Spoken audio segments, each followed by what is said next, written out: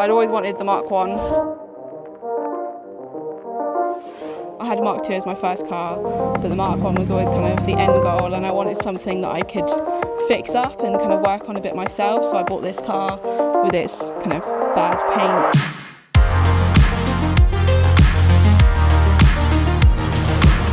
I'm Kat. I have 2 MX-5s. This is my second one. It's a Mark 1. It's a 1999 Unos. It's an import from Japan, and I'm an MX-5 enthusiast.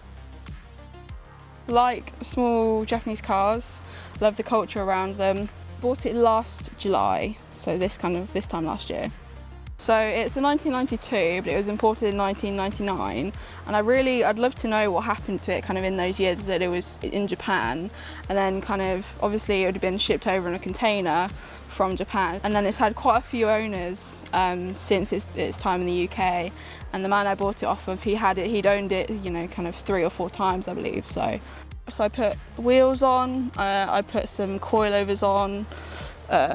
We gave the soft top a clean. Barco Sprint bucket seats, upgraded kind of steering wheel in suede and red. And I've got a new gear knob, and other than that, not really. I've put some nice floor mats in because it didn't come with any. For now, I think that's about it. I've got a front lip to go on it, and then I've got a side plate to go on it, but those are yet to come. The radiator is quite the story, because I took it to a guy in Corby who does work specifically on MX-5s, and I had my rust protection under seal done, which was quite a hefty price, but it's worth it because it will keep it nice underneath.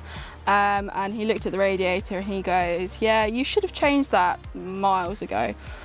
So my friends all came around and my boyfriend helped out, and we took the radiator out, and it was a bit of a pickle because all the bolts underneath were all rusty. I mean, it was just a bit of a fun time, but it was just a bit, yeah, we felt a bit silly for not noticing it before. The best thing about owning an MX-5 is the looks that you get. When you pop the lights, all the children love it. It puts a smile on people's faces, and I think it's just a tiny, almost silly little car. So I think that's probably the best thing about it. We take it to Santapod every so often, so we could do the Jap show that's there. We take it to the Elsbarton Classic Car Meet, which is always lots of fun. There's really nice people there. We're looking at taking it to the beach at some point soon, now that it's kind of on the road properly. And we've kind of sorted out most of the issues, so it'll be fun. The most challenging thing about owning an MX-5 is probably the space.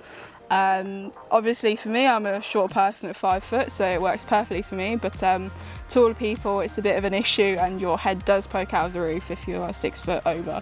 One thing I'd recommend to anyone looking at getting an MX-5 potentially is definitely do your research.